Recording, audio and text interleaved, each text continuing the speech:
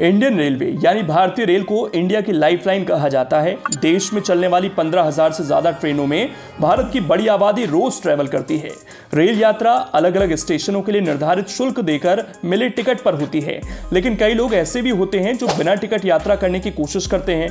ऐसे लोगों पर नकेल कसने के लिए इंडियन रेलवे TTE या TC के रूप में अपने कर्मचारी नियुक्त करती है।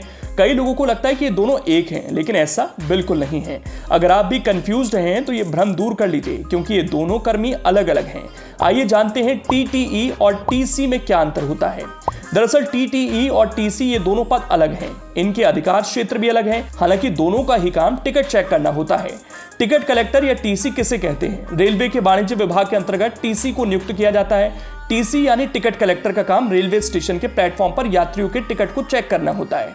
TC को ट्रेन में टिकट चेक करने का अधिकार नहीं होता।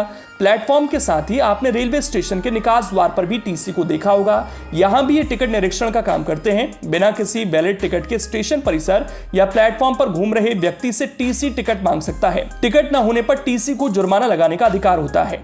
जुर्माना लगाने के बाद TC संबंधित व्यक्ति को उसकी रसीद भी देता है। ट्रैवलिंग टिकट एग्जामिनर या TTE किसे कहते हैं? TC की तरह TTE की नियुक्ति भी रेलवे के वाणिज्य विभाग के अंतर्गत ही की जाती है। आप नाम से समझ गए होंगे कि TTE का काम यात्रा के दौरान यात्रियों के टिकट को चेक करना होता है। यह रेल यात्रा के दौरान टिकट जांच, पहचान पत्र से टिकट का मिलान करना और बगैर टिकट यात्रा कर रहे यात्रियों पर जुर्माना लगाना होता है। आपने देखा होगा कि ट्रेन में मौजूद TTE के पास एक लिस्ट होती है जिसमें रिजर्वेशन वाले यात्रियों के नाम होते हैं। अगर किसी परिस्थिति में कंफर्म सीट वाला व्यक्ति रेल यात्रा नहीं कर रहा तो TTE को अधिकार है कि वो खाली सीट को वेटिंग लिस्ट या RAC वाले यात्रियों को मुहैया करा सकता है।